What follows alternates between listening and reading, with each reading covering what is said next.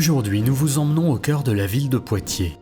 Du 31 mai au 4 juin 2023 s'y est déroulé les rencontres internationales de la classe dehors, organisées par la Fabrique des communs pédagogiques. Cette rencontre s'ouvre à énormément d'acteurs différents.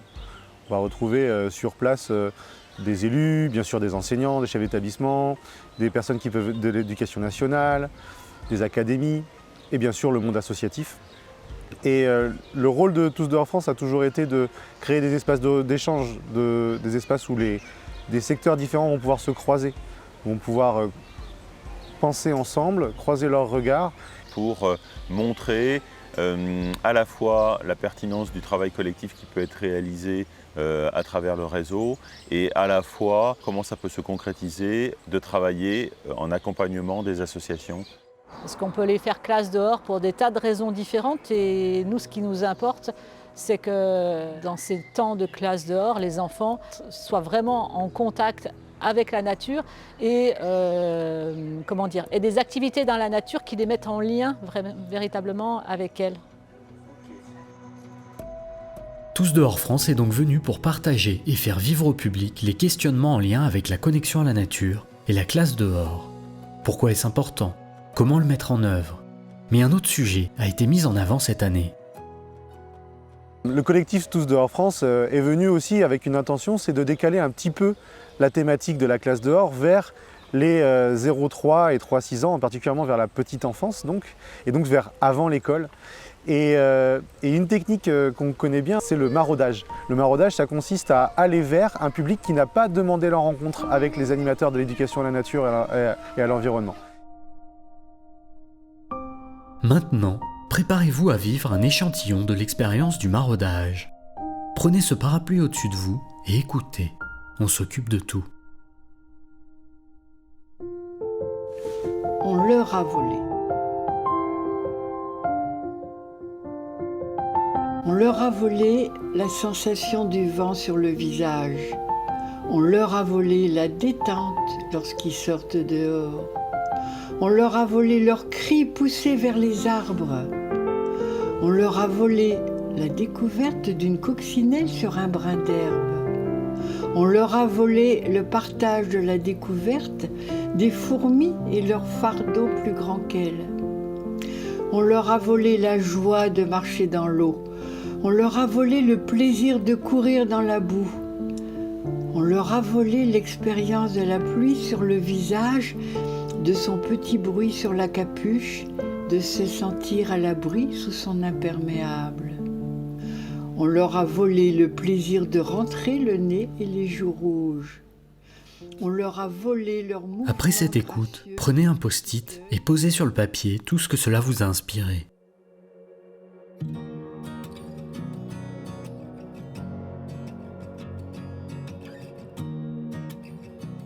J'ai eu l'occasion de participer à de nombreux ateliers lors de ces rencontres et de mesurer à quel point la position de la petite enfance était essentielle.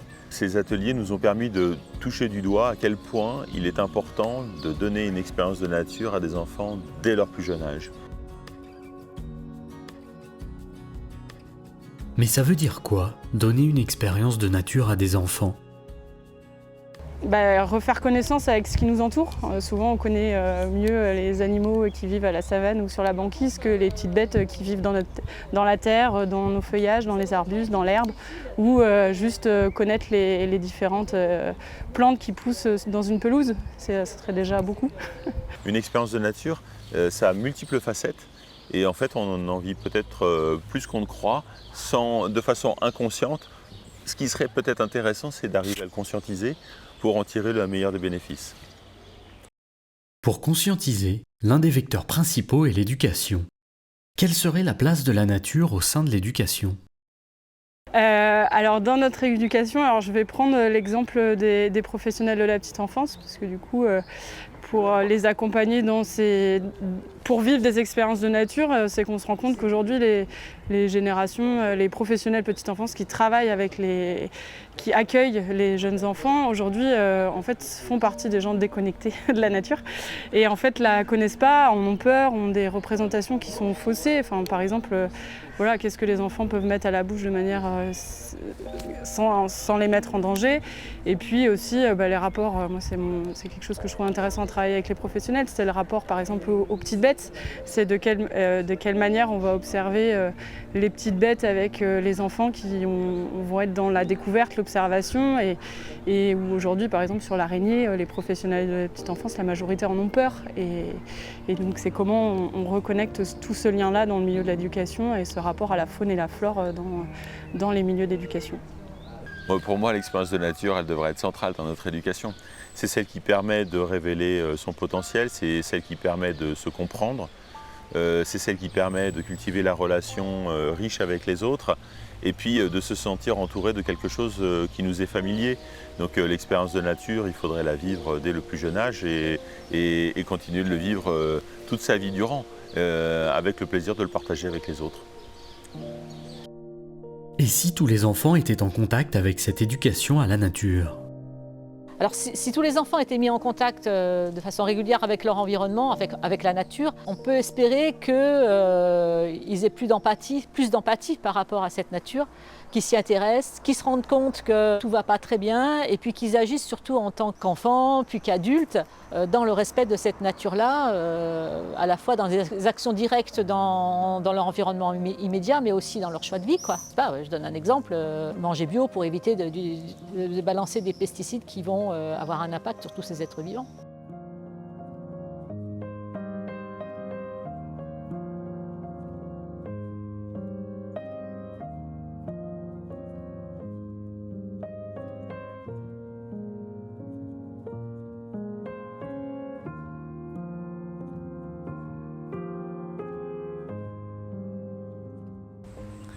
Après ces journées des rencontres internationales de la classe d'or à Poitiers, ça provoque chez nous plein d'envies et plein d'idées.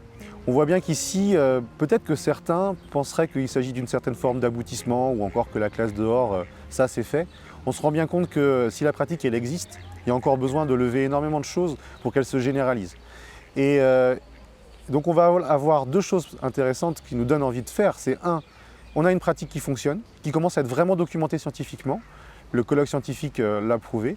Énormément de pédagogues qui savent faire, des formateurs.